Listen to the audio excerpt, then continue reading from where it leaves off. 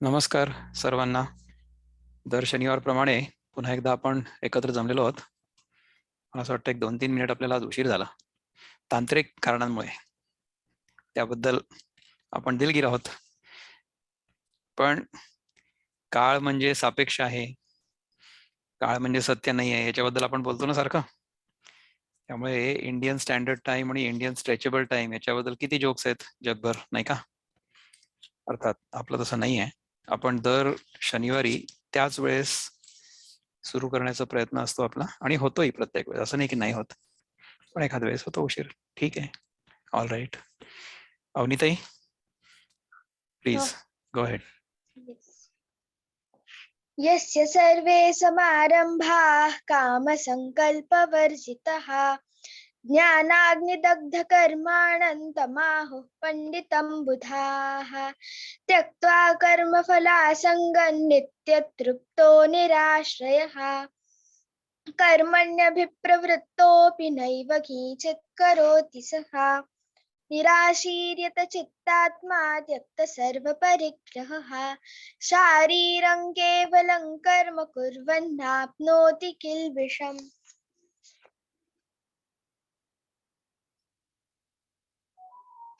खूप सुंदर, थँक्यू अवनी. आपण चौथ्या अध्यायाच्या 19, 20, 21 मध्ये आहे ना? मागच्या वेळेस 17-18 झालं होतं आपलं. चौथ्या अध्यायामध्ये कर्मी अकर्म जो पाहे, अकर्मी कर्म जो तसे, तो बुद्धिमंत लोकात, तो योगी कृतकृत्य तो. याच्याबद्दल आपण मागच्या वेळेस चिंतन केलं होतं. आणि मला असं वाटतं प्रकाश दादा इथे आहात का? आपण इथे प्रकाशजी भावे आहेत का?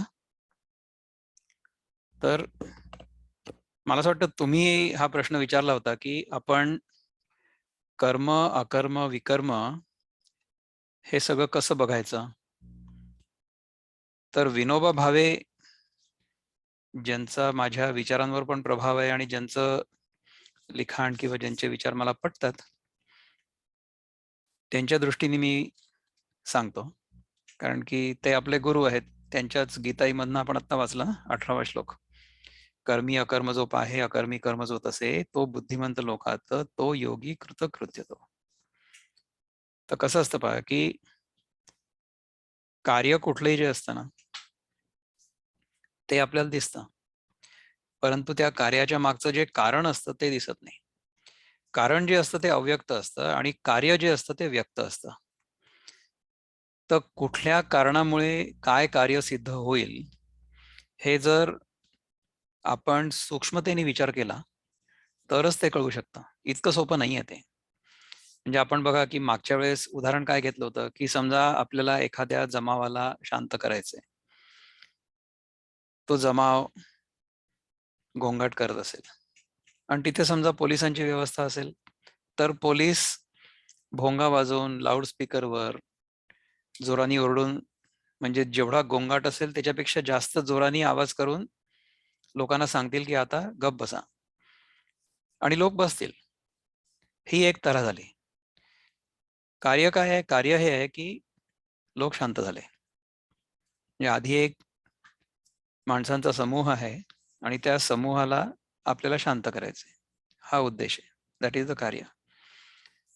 तर this is one of the ways. म्हणजे हे कारण झालं. दुसरं उदाहरण जे सांगितलं होतं आपण ते कुठलं होतं की एखाद्या वर्गामध्ये मुलं गोंगाट करतायत आणि तिकडनं त्या वर्गाची शिक्षिका येते, तर त्यातलं एक मूल म्हणतं, अरे बाई येतात बरं का.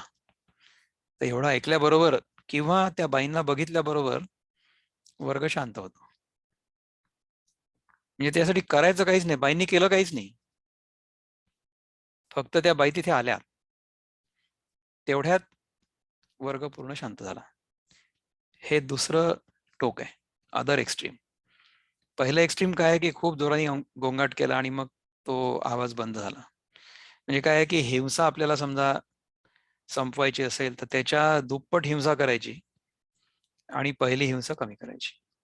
हा पहिला उपाय झाला. दुसरं टोक काय आहे की ज्याच्यामध्ये काहीच केलं नाही असं वाटलं, परंतु कार्य तर झालं. म्हणजे ह्याच्यामध्ये कर्म केल्याने कार्य झालं असं वाटलं आणि ह्याच्यामध्ये कर्म करताना दिसलं नाही कोणी, परंतु कार्य झालं. म्हणजे कर्म आणि अकर्म दोन्हींनी एकच उद्देश साध्य झाला ना. दुसरं कसं आहे सांगतो, की हा म्हणजे हे स्थूल उदाहरण दिलं. सूक्ष्म उदाहरण असं आहे की सूर्य काही करतोय असं आपल्याला दिसत नाही कधीच. सूर्याला समजा आपण विचारलं की बाबा तो काय करतोस, तर म्हणेल की मी तर काहीच नाही करत, मी तर जिथे आहे तिथेच आहे. माझ्या केवळ असण्यामुळे सगळेच्या सगळे ग्रह माझ्या भोवती फिरतात. ग्रहांवर म्हणजे विशेषतः पृथ्वी तलावर, पृथ्वी नावाच्या ग्रहावर जीवन जे आहे ते जीवन सगळं सूर्याच्या ऊर्जेमुळे किंवा सूर्य असण्यामुळे सुरू आहे. सूर्य जर नाहीसा झाला, सूर्य नाहीसा नाही होणार. सूर्य नाहीसा होण्यापूर्वी आपण नाहीसे होऊ. नंतर सूर्य नाहीसा होईल, जेव्हा केव्हा होईल तेव्हा. तर त्याच्या केवळ असण्यामुळे या सौर मंडलाचं सगळं कार्य होताना आपल्याला दिसतंय. कारण आहे सूर्य, ते सूक्ष्म आहे, ते काही करत असताना दिसतच नाही आपल्याला, परंतु त्याच्यामुळे हे कार्य होताना दिसते. आपल्याला काय वाटेल कधी कधी की हे तर काय होत आहे निसर्गाच्या नियमनपणे. अर्थात आपल्याला हे कळलं, आपण शोधून काढलं, शास्त्रज्ञांनी सगळ्यांनी शोधून काढलं, म्हणून आपल्याला असं लक्षात आलं की ठीक आहे, सूर्याच्या ऊर्जेमुळे किंवा सूर्याच्या गुरुत्वाकर्षणामुळे आणि भौतिकशास्त्राच्या नियमांनुसार सगळे ग्रह सूर्याभोवती फिरतात, हे आपल्याला कळलं. बरोबर आहे. पण सकृत दर्शनी आपल्याला सूर्य काही करतो असं दिसतच नाही ना. त्यामुळे कारण जे आहे ते सूक्ष्म आहे आणि ते लक्षात येत नाही एकदम, असं होतं. आणखीन एक त्याच्यापेक्षा सूक्ष्म उदाहरण घेऊ. त्याच्याही पेक्षा सूक्ष्म उदाहरण असं आहे की आपल्या स्वतःचं उदाहरण घ्या ना. आपण जर स्वतःमध्येच बघितलं तर आपण जेव्हा जे काही करतो, काही पण करू, म्हणजे आता उदाहरणार्थ मी तुमच्याशी बोलतोय, तर मी तुमच्याशी बोलतोय हे कार्य झालं. माझ्या तोंडातून शब्द निघणं हे कार्य झालं. परंतु त्याच्या मागचं कारण काय आहे? त्याच्या आधी जे शब्द माझ्या तोंडातून निघतायत, त्या शब्दांचा विचार माझ्या मनामध्ये येतोय ना. इथे होतं काय आहे? इथे माझ्या मनामधले विचार जे आहेत किंवा माझ्या मनात जे विचार येत आहेत, ते तुमच्या मनापर्यंत पोहोचण्याचं काम होत आहे. ही आहे प्रक्रिया. विचार कुठले आहेत तो भाग वेगळा आहे. विचार कुठले? विचार गीताईचे आहेत किंवा विचार गीतेचे आहेत, विचार विनोबांचे आहेत, विचार आपले बंधू कुलकर्णी किशोर त्यांचे आहेत किंवा ज्ञानेश्वरांचे आहेत.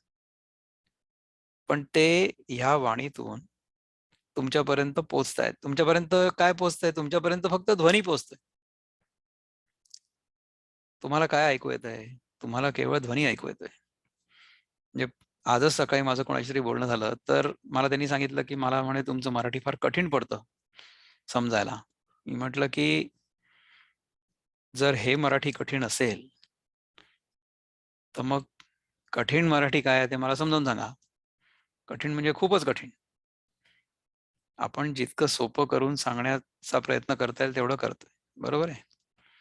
अगदी आपल्या साध्या रोजच्या जीवनातल्या अनुभवांवरनं आपण शिकण्याचा प्रयत्न करतोय. आपण काही स्कॉलर नाहीये. आपल्याला स्कॉलर व्हायचं पण नाही. आपल्याला फक्त आपल्या रोजच्या दैनंदिन जीवनातून ही गीता कशी समजेल आणि ती समजल्यानंतर ती आपल्या जीवनात, आपल्या आचरणात, आपल्या विचारांमध्ये, आपल्या मनामध्ये, आपल्या हृदयामध्ये कशी उतरेल, ह्याच्यात बद्दल चिंतन सुरू आहे, नाही का? तर माझ्या मनातले विचार तुमच्या मनामध्ये तसेच्या तसे प्रगट व्हावे, या उद्देशाने हे चिंतन सुरू आहे. बरोबर आहे. तर तुम्हाला तर फक्त माझा आवाज ऐकू येतो ना,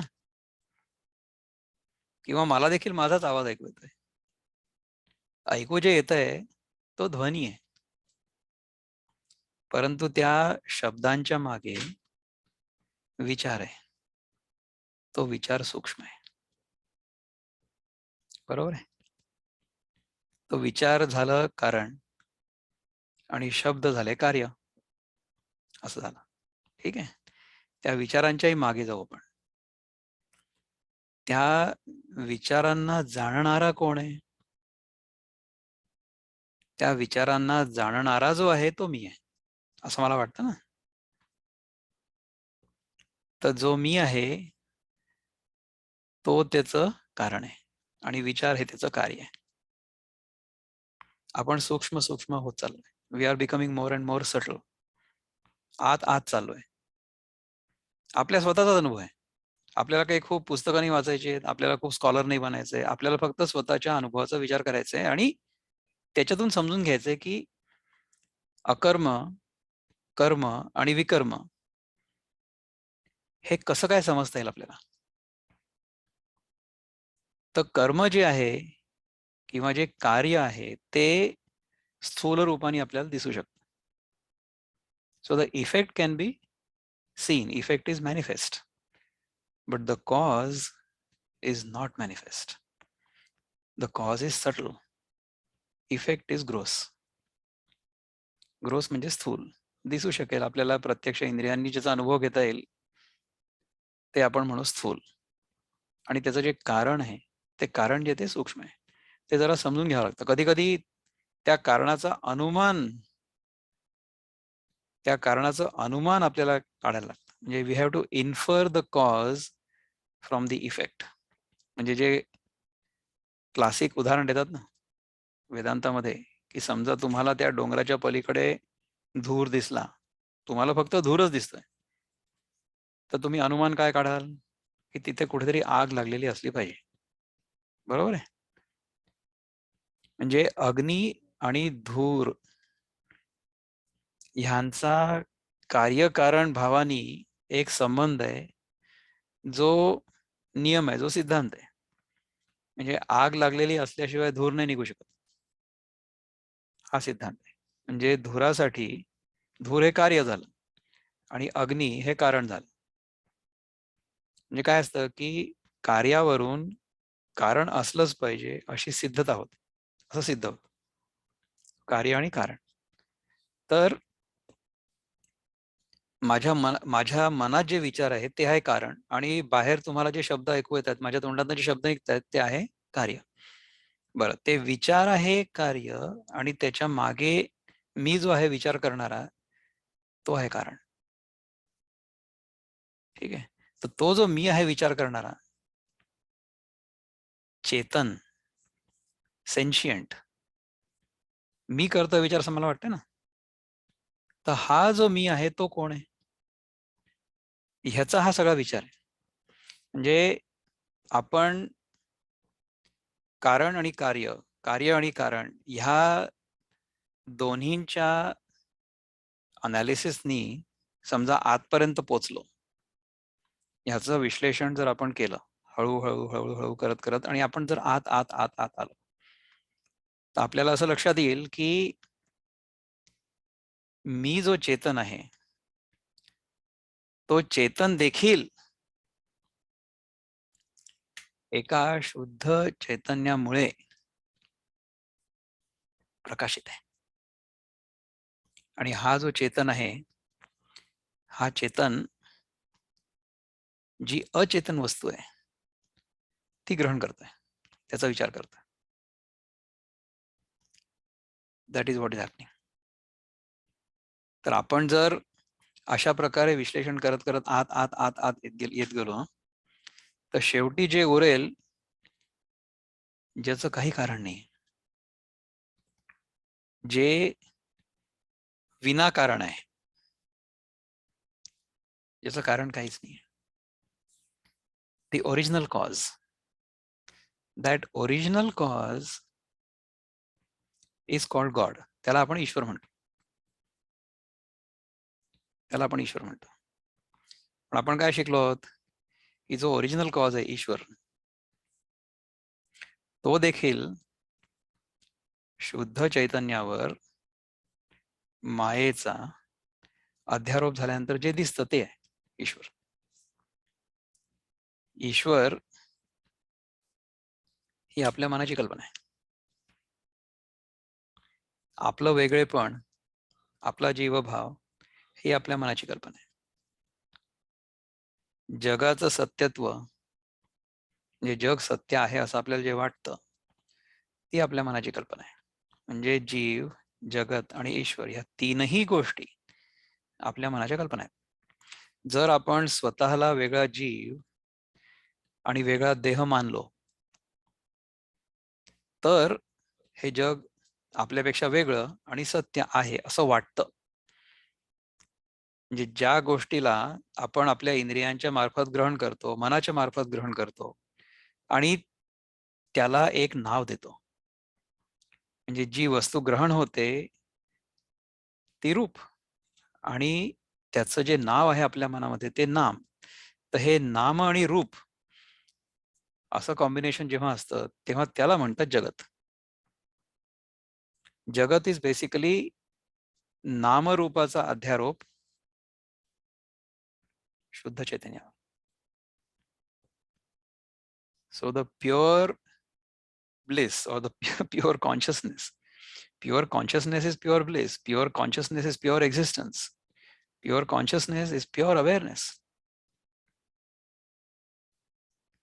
त्याच्यावर जेव्हा हे ह्या तीन गोष्टी अध्यारोपित होतात, सुपर इम्पोज, तेव्हा काहीतरी दिसतं आपल्याला, काहीतरी आहे असं वाटतं.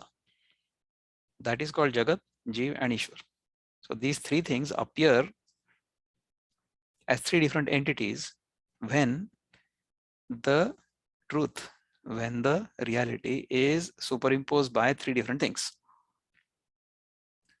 तर असा जेव्हा आपण सूक्ष्म सूक्ष्म सूक्ष्म सूक्ष्म विचार करत करत करत करत आत येतो, तेव्हा असं आपल्याला लक्षात येतं की शेवटी एकच वस्तू फक्त उरते, आणि त्या वस्तूबद्दल आपण खरं तर काही बोलू नाही शकत,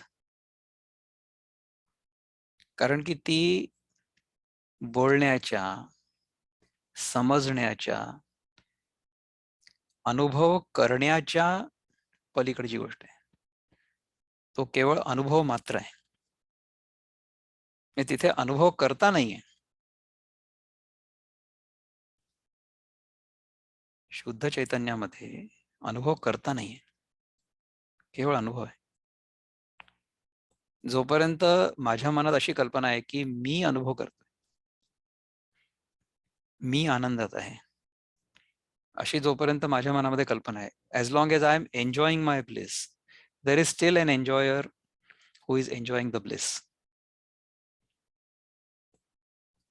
अर्थात ही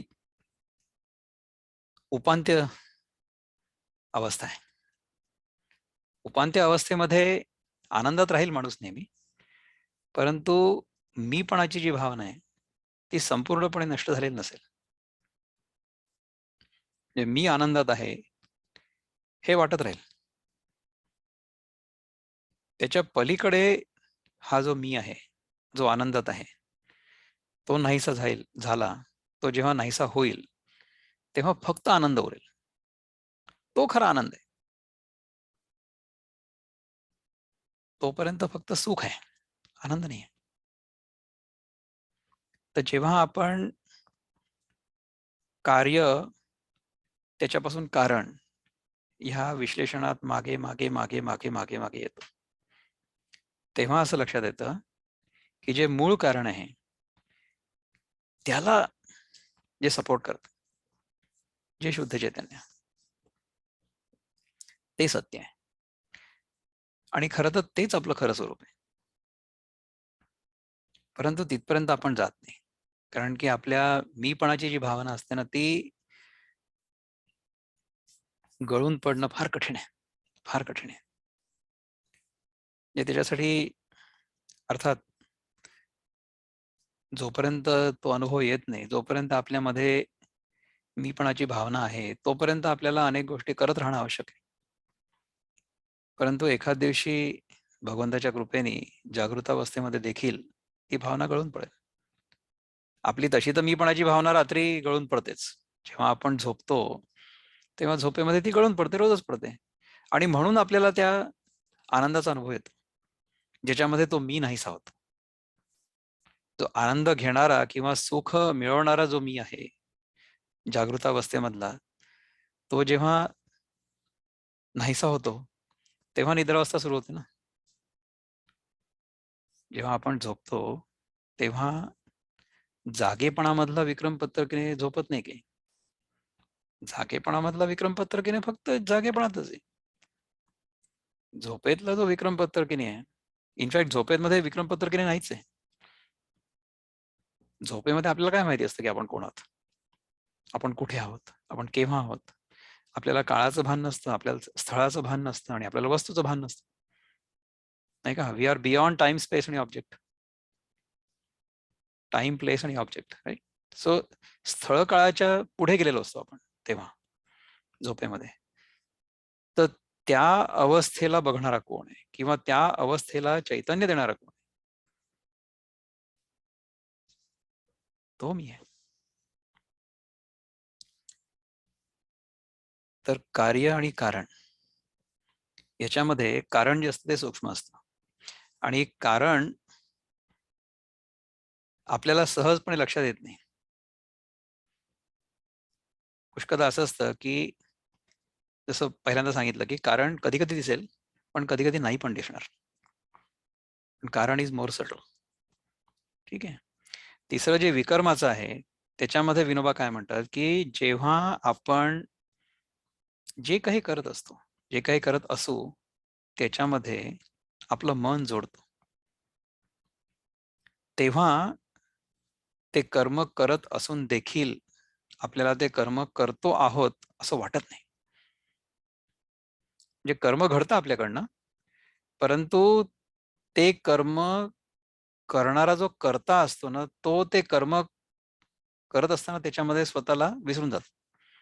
त्याचं पण उदाहरण मी तुम्हाला दिलं होतं बघा, की भीमसेनजींना विचारलं होतं ना, की तुम्ही का गाता? तर त्याच्यामध्ये आमचा स्वतःला विसर पडतो आणि खरंच आहे. तुम्हाला जर स्वर लावायचा असेल व्यवस्थित, म्हणजे भीमसेनजी किराणा घराण्याचे गायक होते आणि त्या किराणा घराण्याचं वैशिष्ट्य जे आहे ते असं आहे की म्हणजे समजा ताल वगैरे चुकला ना तर ते क्षम्य मानतात, परंतु सूर नाही चुकायला पाहिजे. तर त्यांचा हिंदीतला जो डायलॉग आहे ते म्हणतात की ताल गया तो बाल गया, लेकिन सूर गया तो सिर गया, असं म्हणतात. म्हणजे स्वर जो आहे ना तो सॅक्रोसॅन्क्ट आहे, स्वर नाही चुकू शकत. तर जेव्हा तुम्ही त्या स्वरामध्ये एकरूप होता, जे भीमसेनजी ज्या प्रकारे तानपुरे लावायचे, तानपुरे कधी कधी त्यांच्याकडे 2, 3, 4 सुद्धा असायचे. आपण सर्वसाधारण 2 तानपुरे घेऊन बसलेला गवई बघितलेला आहे. 2 तानपुरे मागे, एका बाजूला तबलेवाला उजव्या बाजूला आणि डाव्या बाजूला हार्मोनियमवाला संवादी. अशा प्रकारची शास्त्रीय संगीताची बैठक आपण बघितलेली आहे. आजकाल तानपुरेवाले गायब झाले कारण की इलेक्ट्रॉनिक तानपूर आला, विच इज फाईन. म्हणजे जसं जसं जग पुढे जात आहे आणि आपल्याला नवीन नवीन तंत्रज्ञान उपलब्ध आहे, तर तशा गोष्टी व्हाव्या आणि त्याच्याबद्दल काही आक्षेप नाही. परंतु जेव्हा तानपुरे लावून आणि गायक गाणं म्हणायचं तेव्हा त्याला तानपुरे ते लावावे लागायचे ना, they had to be tuned. तो पेटीवाला 6 धरून बसतो आणि मग हे पहिले तारा लावतात 6 वाल्या, नंतर मग प म्हणा किंवा भीमसेनजी निषादात तंत्र लावायचे, तर ते निषादाची तार, षड्ज, षड्ज आणि खर्जाची तार, अशा 4 तारा लावायच्या. म्हणजे आता हा जर समजा सुरू झाला सा सा सा सा, हा 6 झाला ना, नी नी सा सा सा, नी सा सा, असं नी सा सा सा असा तो तानपूर लावायचे. आपण नॉर्मली पंचमात लावतो, प सा सा सा, प सा सा सा, असं होतं. पण भीमसेनजी निषादात लावायचे, नी सा सा सा. तर त्या निषादाचा आणि षड्जाचा जो झंकार राहायचा, त्याचे जे तरंग असायचे ते इतके सुंदर लागायचे.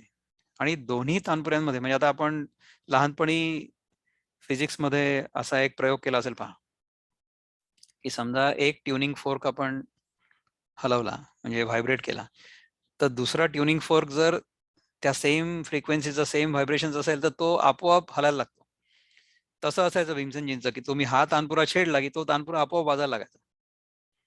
Because the sound waves used to travel and those sound waves would make the vibration possible. असं व्हायचं. तर अशा वेळेस जेव्हा आपण ह्या तानपुऱ्यांच्या स्वरामध्ये आपला स्वर मिळवतो, तेव्हा जे कॉन्सन्ट्रेशन आपल्याला लागतं, जी मनाची एकाग्रता आपल्याला आवश्यक असते, ती मनाची एकाग्रता जेव्हा होते, तेव्हा मी जो गाणारा आहे ना, तो गायब होतो. असं जेव्हा होतं, तेव्हा जे गाणं आपल्याला ऐकायला मिळतं, ते गाणं आपल्या हृदयाला जाऊन भिडतं.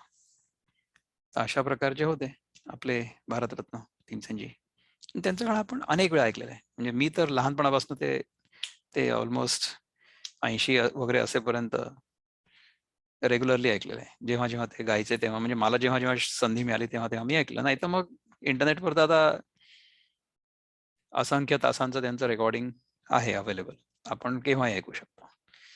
तर त्यांचं गाणं ऐकत असताना जो एक अनुभव आपल्याला येतो किंवा मला यायचा प्रत्यक्ष ऐकताना, म्हणजे त्यांच्या तानपुऱ्यांचे जे झंकार असायचे ना, दॅट व्हायब्रेशन, ते डोक्यामध्ये 2-2, 3-3 दिवस सुरू राहायचं. असं वाटायचं की डोक्यामध्ये तानपुरे सुरूच आहेत. म्हणजे कानातून आतून तो सारखा आवाज घुमत असतो. असा अनुभव. हा केव्हा येतो? जेव्हा फक्त संगीत तिथे असतं. तिथे गायक नसतोच. ही जी स्वतःला विसरण्याची प्रक्रिया आहे, त्या आनंदाकरता भीमसेनजी गायचे, असं त्यांना कोणीतरी विचारलं असताना प्रश्नाचं उत्तर दिलं होतं. तर जेव्हा कर्ता नाहीसा होतो, तेव्हा जे कर्म होतं, ते कर्म नसून नुसती क्रियाच होते. आणि त्याच्यामध्ये पूर्णपणे आपलं मन एकाग्र झालेलं असतं. त्याच्यामध्ये आपण स्वतःला विसरलेलो असतो. आपला कर्तेपणाचा अहंकार गळून पडलेला असतो. हे विकर्म जेव्हा त्या कर्मामध्ये मिसळतं, तेव्हा जे होतं त्याला म्हणतात अकर्म. अकर्म म्हणजे त्या कर्माचा लेप माझ्यावर होत नाही. कारण की त्याच्यामध्ये मीपणाच नाहीये ना. जर कर्ता असेल तर कर्म होईल. कर्ता असेल तर कर्माचं फळ मिळेल. कारण की कर्ता कर्म कशाकरता करतोय? की मला त्या कर्माचं फळ मिळावं म्हणून करतोय ना. पण जर कर्ताच नसेल, तर कर्म होताना दिसेल. परंतु कर्मफळ त्या कर्त्याला लागू होणार नाही. म्हणजे काय होईल की कर्मयोग घडताना दिसेल. म्हणजे कर्मयोग होईल, कर्म करावं नाही लागणार. कर्मयोग हा करावा नाही लागत बरं का. समजा कोणी म्हटलं की मी कर्मयोगी आहे, किंवा समजा आपण कोणाला म्हटलं की आपण फार मोठे कर्मयोगी आहात,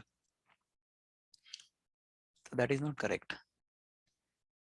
कर्मयोगी जो आहे ना, तो म्हणेल की मी कुठे कर्मयोगी, मी तर कर्म करतच नाहीये, असं म्हणेल. तर कर्मयोगाचं एक उदाहरण जे आहे, की ज्याच्यामध्ये कर्म, अकर्म, विकर्म हे तिन्ही कसे एकत्र येतात, त्याचं उदाहरण विनोबा पुंडलिकाचं देतात. की पुंडलिक आपल्या आईवडिलांची सेवा करण्यामध्ये इतका गुंतलेला असतो नेहमी, की समजा प्रत्यक्ष भगवान जरी आले त्याला बघायला, ही गोष्ट काय आहे की बालाजी म्हणजे व्यंकटेश्वरा, तिरुपती बालाजी ह्यांना असं कळलं की अशा प्रकारचा एक भक्त तिथे आहे. भक्त म्हणजे आई वडिलांचा भक्त, विठ्ठलाचा भक्त नाही. तर त्याला बघायला भगवान स्वतः तिकडे आले, की हा कोण आहे तर बघूया तर जरा एकदा. तर अर्थात तो म्हणजे देवाचा भक्त आहे असं नाही की नाही आहे. तोही वैष्णवच आहे. विष्णूचा भक्त आहे तो. परंतु प्रत्यक्ष विष्णू किंवा विष्णूंचा अवतार आपल्याला बघायला आलेला आहे. तरी सुद्धा तो आई-वडिलांची सेवा करत असताना मागे वळून बघत पण नाही. म्हणजे व्यंकटेश्वरा, विष्णू नॉक करतात त्याच्या दरवाजावर. हा विचारतो की कोण आहे तिकडे? तर म्हणे मी विष्णू आहे. अमुक, अमुक. ओके, तुम्ही असं करा, तुम्ही असाल म्हणे विष्णू, पण आता सध्या मी आई-वडिलांची सेवा करतोय. त्यामुळे तुम्ही, हे मी तुमच्याकडे वीट देतोय त्या विटेवर तुम्ही उभे राहा. सो त्या पुंडलिकानी त्याला वीट दिली उभं राहायला. तर त्या विटेवर तो आपल्या कमरेवर हात ठेवून उभा आहे. किती युगे 28 युगांपासून तो उभा आहे. कारण की धिस फेलो आई वडिलांचा भक्त, he has no time for the Bhagwan himself. ज्याला जो देवभक्त असा असतो की ज्याला देव दर्शन देखील आपल्या स्वतःच्या कर्मापुढे, कर्तव्यापुढे, स्वधर्मापुढे कमी वाटतं, तो खरा कर्मयोगी. म्हणजे विचार करा की इतकं चांगलं फळ आपल्या उपासनेचं, आपल्या भक्ती जर आपल्याला मिळत असेल की भगवान स्वतः आले आपल्या घरी त्यांचं दर्शन द्यायला, तरी सुद्धा आपण त्याला बळी पडत नाहीये. ज्या क्षणी आपल्या मनातून भगवंताचं दर्शन व्हावं ही इच्छा देखील चाली जाईल,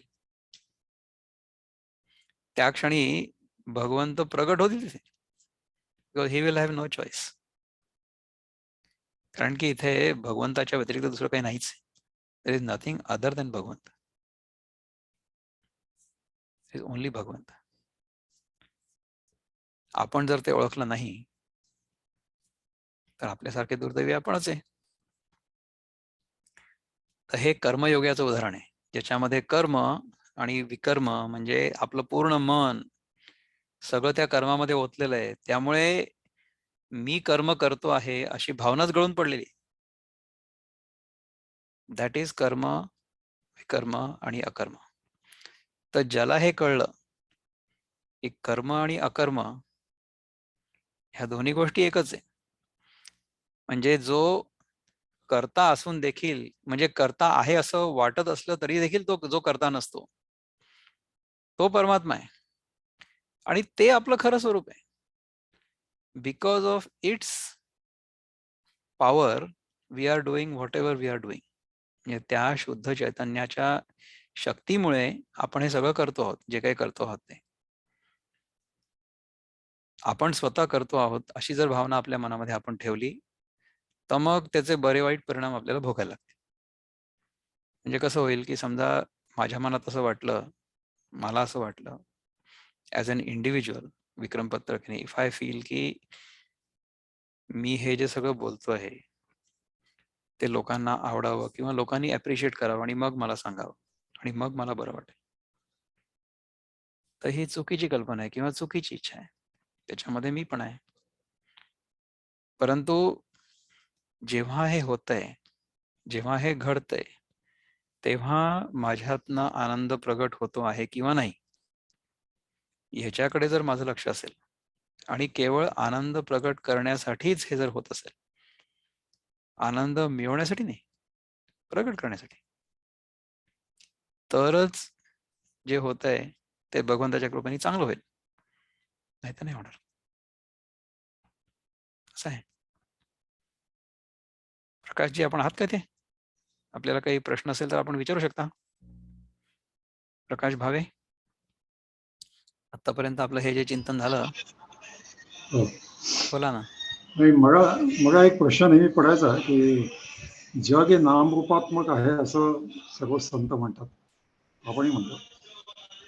तर जेव्हा भाषा अस्तित्वात नव्हती, म्हणजे वस्तूंना नाव देणं इतकं सोपं नव्हतं, तेव्हाचा लोकांचा जगाचा कन्सेप्ट आणि आजचा आपला जो व्ह्यू आहे, तो I am enable to imagine what correct. किती चांगला व्हॉट दे प्रश्न वुड आहे हॅव पहा बरं. थॉट. हा माझ्या मनात पण येतो पुष्कदा प्रश्न की जर आपल्याला एखादी वस्तू काय आहे हे माहिती नसलं, किंवा पुष्कदा कसं असतं बघा की आपलं जे जग असतं ना प्रत्येकाचं, ह्याच्याबद्दल आपण ह्याच्या आधी बोललेलो आहे की आपलं प्रत्येकाचं जग जे आहे ना ते एकमेव द्वितीय आहे, म्हणजे इट इज युनिक टू अस.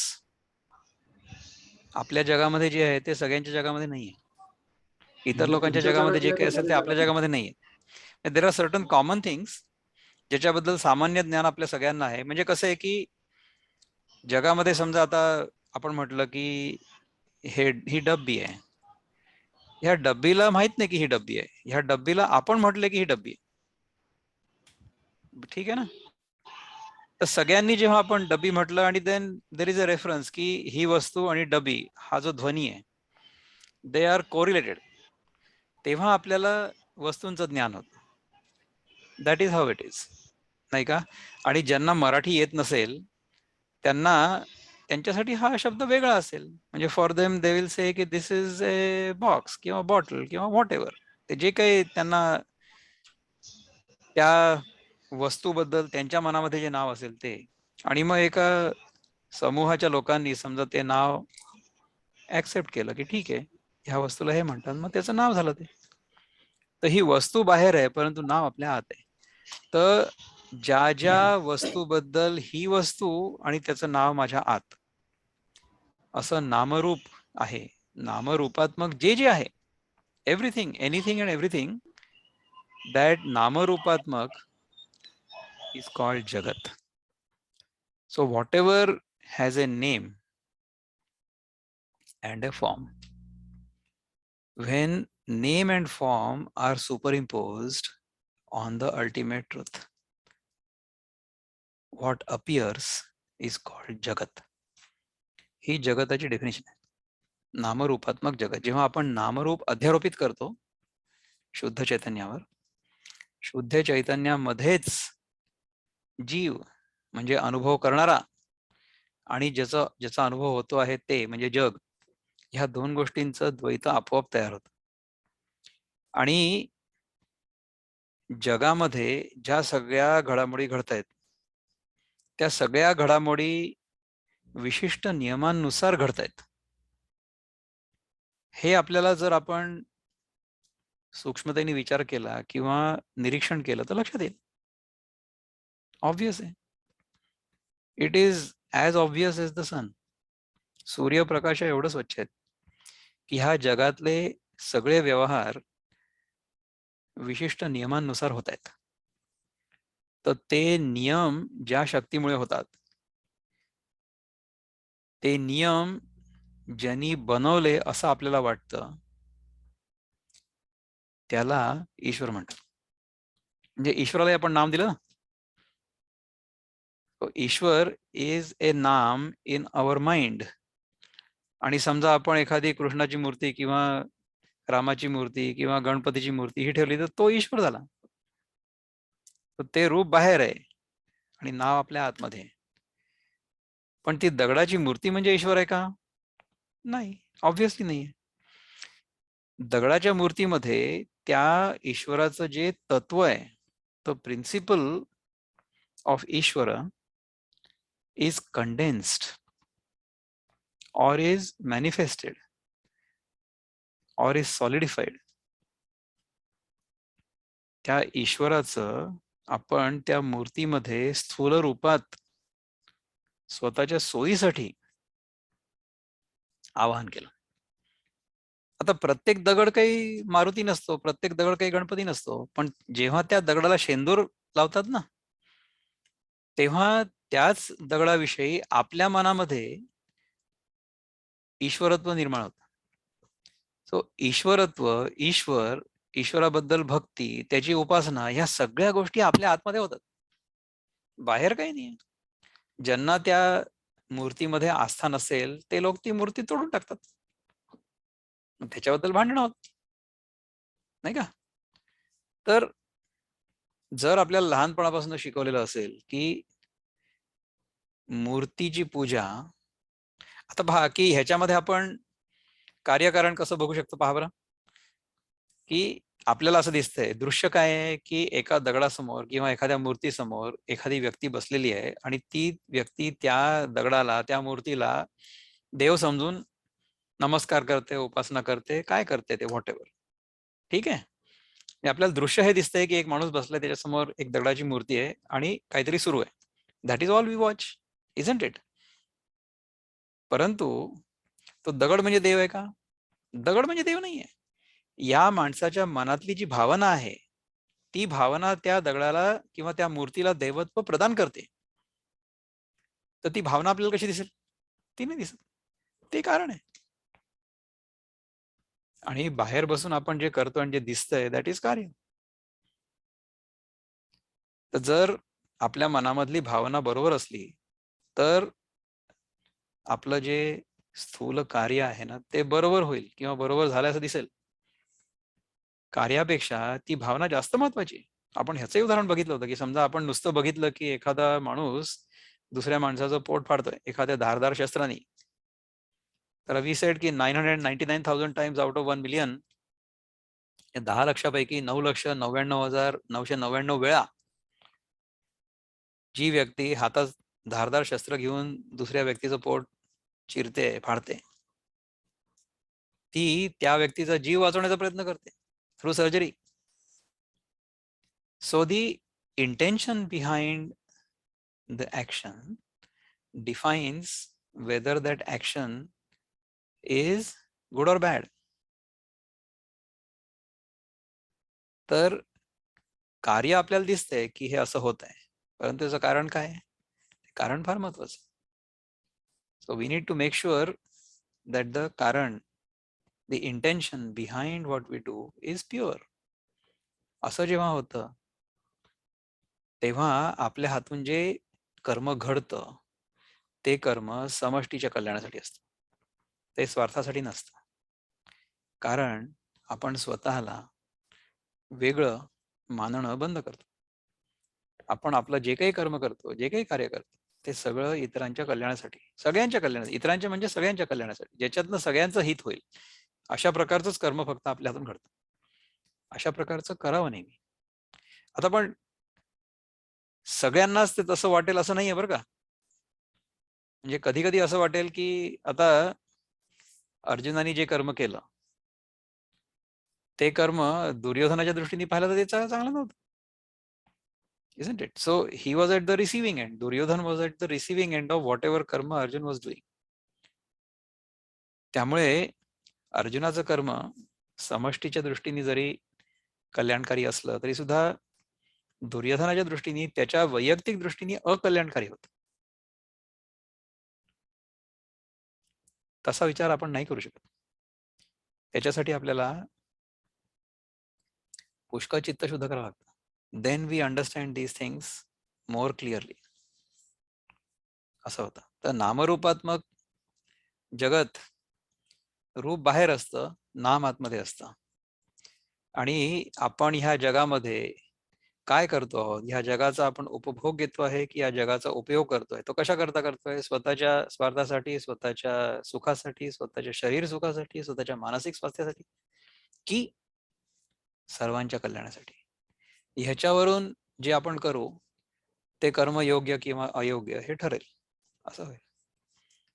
तर आय होप पुष्कळ आपल्या याच्यावर इकडे तिकडे चिंतन झालं, पण I hope it is satisfactory to you.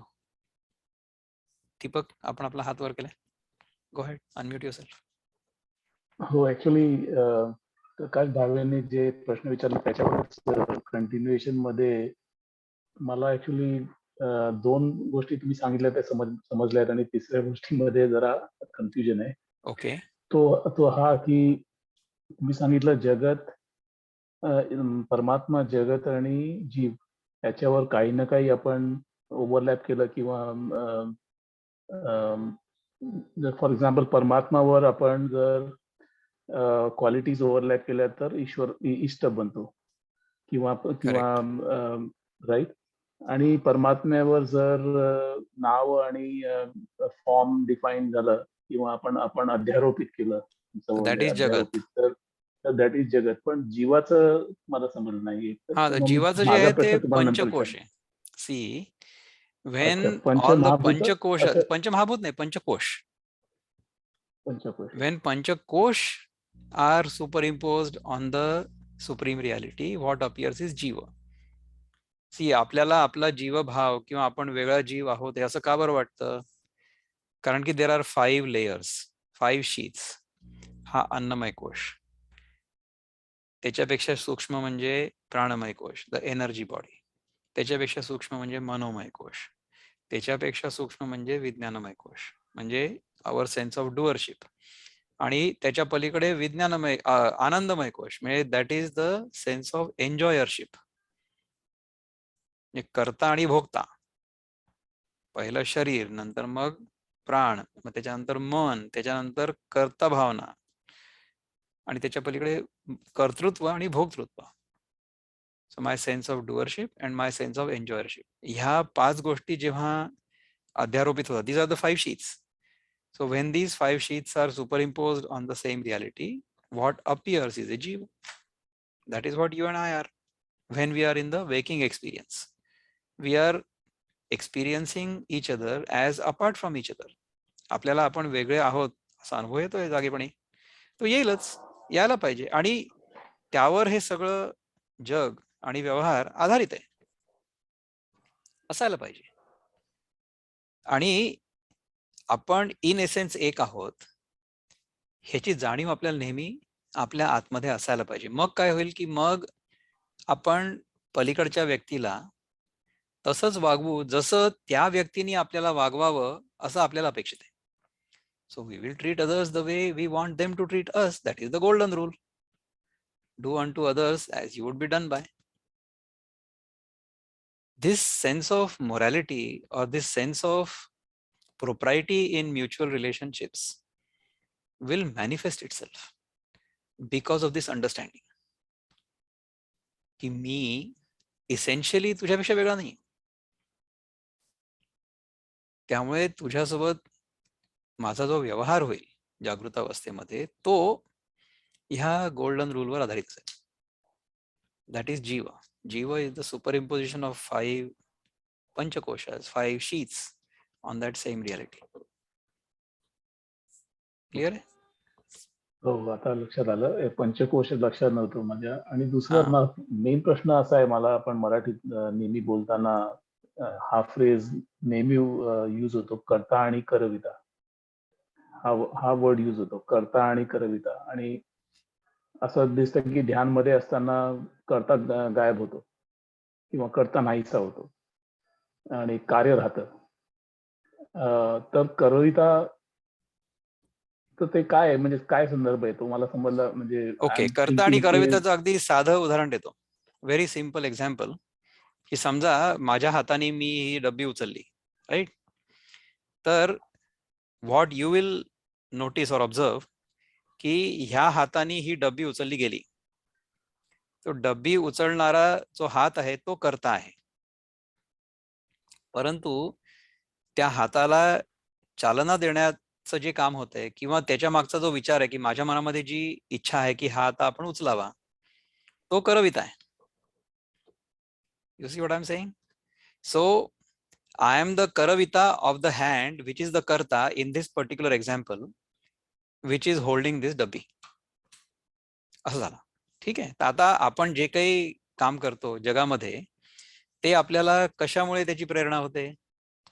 आता ती जर प्रेरणा आपल्या स्वार्थ बुद्धीने होत असेल तर आपला जो करविता आहे तो काम आहे, काम.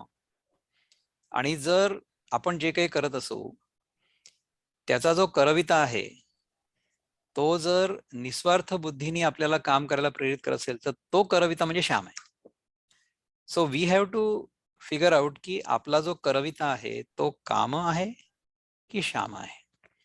काम म्हणजे our own desire which will make us act in a manner that is selfish. Selfish म्हणजे selfish to the extent that मी स्वतःला वेगळा समजतोय आणि माझ्या स्वतःच्या सुखासाठी मी काय वाटेल ते करेन. दॅट इज द प्रेरक, तो करविता आहे. तर तो करविता जर काम असला तर then that is taking us in the wrong direction. That is going to make us get entangled in this samsara. So we'll keep getting more and more entangled in this world of relativity if we are guided by kama. If desire is the motivating factor, then there is no escape. If shama, म्हणजे our steady intellect or our refined intellect, if that happens to be the karavita, then what happens through us is what is good for the totality rather than just for the individuality. असं होतं. So कर्ता आणि करविता जेव्हा आपण एक गाणं ऐकलं ना की तूच करता आणि करविता तुझं पाहिना अनंत, असं काहीतरी शरण तुला भगवंता असं एक गाणं आहे सुमन कल्याणपूरचं आय थिंक. तर तो करता आणि करविता जर भगवंत असला तर आपल्या हातून जे घडेल ते चांगलं घडेल. परंतु तो करविता जो आहे तो जर आपल्या मनातली कामना असली तर मग नाही चांगला होणार. That is the background behind that. Does that make sense? या परफेक्ट. आणखी कोणाला काही बोलायचं का याच्याबद्दल, चिंतन करायचंय? आपण खरं तर आजची श्लोक अजून त्याला हातच नाही लावलाय. आपण एक श्लोक घेऊया, चालेल का? Let's do one at least. म्हणजे आपण 17-18 केले, पण 19व्या अजून सुरूच नाही केलं. तर 19व्या श्लोकामध्ये विनोबा काय म्हणतात बघा, की उद्योग करीतो सारे काम संकल्प सोडूनी ज्ञानाने जाळिली कर्मे म्हणती त्यास पंडित. आता बघा की हा श्लोक आहे आणि ह्याच्यावर आपण बोलणार आहे हे मला माहिती नव्हतं आतापर्यंत. पण हाऊ धिस एंटायर चिंतन डवटेल्स इन टू दिस, हे किती म्हणजे भगवंताची कृपा आहे पहा, की आतापर्यंत आपण जे चिंतन करतो आहोत it leads us to exactly this. आपण सगळे उद्योग करतो आहोत कामसंकल्प सोडणे. म्हणजे मी जे कर्म करतो आहे ते कर्म माझ्या कामनेनी प्रेरित नाहीये. ते कर्म माझ्या कामनेच्या मुळे जे माझ्या मनामध्ये संकल्प आहेत त्यांनी प्रेरित नाहीये. ते सोडून उद्योग करीतो सारे कामसंकल्प सोडूनी ज्ञानाने जाळलेली कर्मे म्हणती त्यास पंडित. ज्ञानाने जाळलेली कर्मे म्हणजे काय? सी, जर मला मी कोण आहे ह्याचं ज्ञान झालं, मी कोण आहे, मी जोपर्यंत स्वतःला इंडिव्हिज्युअल वेगळा जीव मानतो आहे तोपर्यंत मला काहीही ज्ञान झालेलं नाही. कारण मग काय होईल की वेगळेपणाच्या भावनेतून, अहंकारातून आणि इच्छांमुळे कर्म घडतील. वेगळेपणाचा जो अहंकार आहे ना, वेगळेपणाची जी भावना आहे ती फार सूक्ष्म आहे आणि ती जायला खूप खूप खूप त्रास होतो, खूप त्रास होतो. कारण ही वेगळेपणाची भावना अनेक जन्मांच्या सवयीमुळे दृढ झालेली. What is the beginning? कधीपासून आहे? Don't know. ह्याला आधी नाहीच आहे, ही अनादी आहे. ही वेगळेपणाची भावना, ही चुकीची भावना, दिस इग्नोरन्स, हे अज्ञान, ह्याला आधी नाही. म्हणजे अगदी व्यवहारात सुद्धा आपण जर बघितलं ना, की समजा मी तुला विचारलं की अरे तुला फ्रेंच येतं का? तर तू म्हणशील की नाही येत. म्हणजे येत असेल तर मला माहित नाही. समजा ज्याला येत नाही त्याला आपण विचारला प्रश्न की तुला फ्रेंच येतं का? तो म्हणेल की नाही येत. मग आपण समजा त्याला विचारलं की तुला कधीपासून नाही येत? कधीपासून येत म्हणजे नाही येत म्हणजे has no beginning. Ignorance has no beginning. पण त्याचा अंत होऊ शकतो. Ignorance has an end. जर मी फ्रेंच शिकलो तर मग मला फ्रेंच येत नाही हे जे माझं अज्ञान होतं ते दूर होईल. तर जर माझं अज्ञान हे आहे की मी जो आहे तो मला माहितीच नाहीये आणि मी जो नाही आहे तो मी आहे असं मी मानून बसलेलो आहे. This is my ignorance. My ignorance is I am imagining myself to be who I am not. मी स्वतःला हा देह आणि वेगळा जीव मानून बसलेलो आहे. तर हे कधीपासून आहे? I don't know. It has always been like this. माझ्या मनामधला हा जो भ्रम आहे माझ्या स्वतःबद्दलचा, माझ्या वेगळेपणाबद्दलचा, मी देह आहे अशी जी माझी भावना आहे त्याच्याबद्दलचा जो भ्रम आहे तो कधीपासून आहे? तो अनादी काळापासून आहे. It has been going on forever. पण धिस कॅन बी फिक्स्ड. हे दुरुस्त होऊ शकतं जर आपल्याला कळलं की ह्या दोन्ही चुकीच्या कल्पना होत्या. कसं कळेल? कुठून शिकू आपण? ते आपण या गीतेच्या अभ्यासातनं शिकतोय. आणि ज्या लोकांनी त्याचा अनुभव घेतलेला आहे ना त्या लोकांच्या पायाशी बसून आपल्याला ते शिकायचंय. त्याला म्हणतात Upanishad. Sit down at the feet of the Lord और feet of the Guru and the Guru will tail you. तर पहिले आपल्याला ते ऐकायचं गुरुकडनं की हा बाबा तू जीव नाही आहे, म्हणजे तू वेगळा देह नाही आहे आणि तू वेगळा जीव पण नाही. Both of them are mistaken notions. You have to drop those. आपण म्हणू की गुरु महाराज ये तो मेरे को समझ में नहीं आ रहा है. आपण त्याची गोष्ट सांगितली ना त्या एका माणसाची की ज्याला 12 वर्ष त्याला गोठ्यात ठेवलं होतं गुरुनी. तसे आहोत आपण. त्याच्यानंतरही आपण सुधरत नाही. म्हणून आपण ही एक्सरसाइज दर शनिवारी करतो. प्रियाताई आपण इथे आहात, आपण माझ्यावर फार कृपा केलेली आहे की प्रत्येक वेळेस तुम्ही येऊन सांगत जा की फंडामेंटल 2च गोष्टी करायच्या आहेत. मी देह नाही आहे हे समजायचे आणि मी वेगळा जीव नाही आहे हे समजायचं. This is all we need to learn. बाकी सगळ्या गोष्टी ज्या आहेत ना त्या गोष्टी आहेत, त्या ठीक आहेत आपल्या आपल्या जागी. गीता सुद्धा ठीक आहे आपल्या जागी. एक दिवस असा येणार आहे की जेव्हा गीता जर कळली आपल्याला तर मग गीतेचा काय उपयोग आहे. ठीक आहे, कळली आपल्याला ती गोष्ट. मग जोपर्यंत ते कळत नाही तोपर्यंत या गीतेचा अभ्यास आवश्यक. That is why we come here every Saturday and try to learn, isn't it? So त्याच्यानंतर ह्या 19व्या श्लोकाचं जे ट्रान्सलेशन आहे आपले बंधू किशोर कुलकर्णी काय करतात आपण बघूया. ठीक आहे.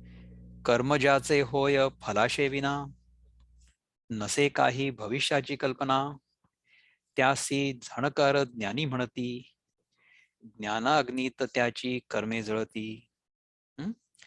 कर्म ज्याचे होय फलाशे विना, ज्याला कर्माच्या फळाची काही आशा नाही आहे. He doesn't have any craving for the fruits of the action. नसे काही भविष्याची कल्पना, म्हणजे त्याच्या मनामध्ये संकल्प नाही आहेत. त्यासी जाणकार ज्ञानी म्हणती, तो ज्ञानी आहे खरा आणि ज्ञानाग्नीत त्याची सर्व कर्मे जळती. ठीक आहे. तर हे मुक्त छंद होतं. आणि छंदबद्ध वृत्तबद्ध कसं आहे बघा. करे जोची कर्मा फलाशे रहित, नसे काही संकल्प त्याच्या मनात, शहाणे जगिया तया मानी ज्ञानी, समस्ता ही कर्मे जळालीच ज्ञानी. करे जोची कर्मा फलाशे रहित, नसे काही संकल्प त्याच्या मनात, शहाणे जगिया तया मानी ज्ञानी. हे शहाणे लोक असतील की अशा माणसाला ते ज्ञानी मानतील. समस्ता ही कर्मे, सगळी कर्मे जळालीच ज्ञानी. त्याच्या सगळ्या कर्मांची म्हणजे कर्मच जळून जातील. कर्म फळ तर त्याला चिकटणारच नाही, कर्मच जळून जातील. कर्म का बरं जळून जातील? कारण की करताच नाही राहिला तर मग कर्म कुठे राहील? That is the trick. आपल्याला we have to go to BG 419, right? BG 419, what does our Guru Prabhupada say? Okay. He says ki yasya sarve samarambha kama sankalpa varjitaha ज्ञानाग्नि दग्ध कर्माणम तमाहु पंडितम बुधाः. यस्य म्हणजे वन हुज, सर्वे म्हणजे ऑल सॉर्ट्स ऑफ, समारंभा म्हणजे attempts, काम म्हणजे based on desire for sense gratification, संकल्प determination, वर्जिता म्हणजे आर डिवाइड ऑफ, ज्ञान म्हणजे perfect knowledge, of perfect knowledge, अग्नी बाय द फायर, दग्ध म्हणजे बर्न्ड, कर्माणम म्हणजे हुज वर्क, तम म्हणजे हिम, अहुः म्हणजे डिक्लेअर, पंडिताम पंडितम लर्नेड, बुधाः who those who know. Okay. तर ह्याचं ट्रान्सलेशन प्रभुपाद काय करतात की one is understood to be in full knowledge whose every endeavor is devoid of desire for sense gratification. He is said by the sages to be a worker for whom the reactions of work have been burned up by the fire of perfect knowledge. ठीक आहे. तर ह्याच्यासाठी ज्ञानेश्वर महाराज काय म्हणतात बघूया आपण. So let's look at Dnyaneshwari मधल्या ज्या ओव्या आहेत ना ह्या श्लोकाच्या 3च ओव्या आहेत. होपफुली आपल्याला त्या कळतील, फार डोक्याला त्रास न करून देता. कर्माविषयीचा कंटाळा नसतो तया पुरुषाला, परी अपेक्षा नसे त्याला, लवही कर्माच्या फळाची. कर्माविषयीचा कंटाळा नाही, अजिबात कंटाळा नाही, परंतु कर्माच्या फळाची लवही म्हणजे अगदी थोडी देखील आशा नाहीये, अपेक्षा नाही. ह्याचं फळ मला मिळावं किंवा ह्याच्यामुळे मला कोणीतरी चांगलं म्हणावं, अजिबात अपेक्षा नाही. किंवा मी हे कर्म करीन वा आरंभिले पुरे करीन, अशा अहंकारासी स्थान नसे त्याच्या मनामध्ये. म्हणजे मी हे कर्म करीन आणि मी हे पूर्ण करीन असं नाहीये. आपण दर शनिवारी भगवंताच्या कृपेमुळे इथे येतो. भगवंताच्या कृपेने हे इंटरनेट व्यवस्थित चालतं. भगवंताच्या कृपेने माझा आवाज ठीक असतो. भगवंताच्या कृपेने हे सगळं जे बोलतो आहे ते सगळं मला समजतं आणि ते साध्या सोप्या शब्दांमध्ये तुम्हाला समजावून सांगितलं जातं. ह्या सगळ्या गोष्टी भगवंताच्या कृपेमुळे होतात. हे जर आपल्याला लक्षात आलं तर आपल्या मनामध्ये मी हे करतोय असा अहंभाव असण्याची काय गरज आहे? अजिबातच नाहीये, काहीच गरज नाही. So let us keep doing this without thinking that I am the one who is doing it. ज्ञानरूपी अग्निज्वाला जाळीते ज्याच्या कर्माला, आता मनुष्य रूपे त्याला प्रत्यक्ष ब्रह्म समजे तू. म्हणजे भगवान अर्जुनाला सांगतायत की बघा, ज्ञानरूपी अग्निज्वाला ज्याच्या कर्माला पूर्ण जळून टाकतात, तो जरी मनुष्य रूप तुला दिसत असला तरी देखील त्याला तू प्रत्यक्ष ब्रह्मरूप समज. That is the pure consciousness expressing itself as a human being to show as an example, as a role model, की अशा प्रकारे आपल्याला राहता यावं. अशा प्रकारच्या व्यक्तीला तू ब्रह्मस्वरूपच समज, असं भगवंत अर्जुनाला सांगतायत. तर अशा प्रकारच्या प्रयत्नात आपण भगवंताच्या कृपेने नेहमी राहावं आणि मी हे करतोय अशी भावना मनात येऊ देऊ नये. भगवंताच्या कृपेमुळे सगळं घडतंय अशी भावना नेहमी आपण आपल्या मनात ठेवावी. अशा विचारात, अशा चिंतनात आपण नेहमी राहावं, अशा प्रार्थनेने आत्तापुरतं मी आपल्या वाणीला विराम देतो. पुढच्या शनिवारी पुन्हा भेटू. नमस्कार.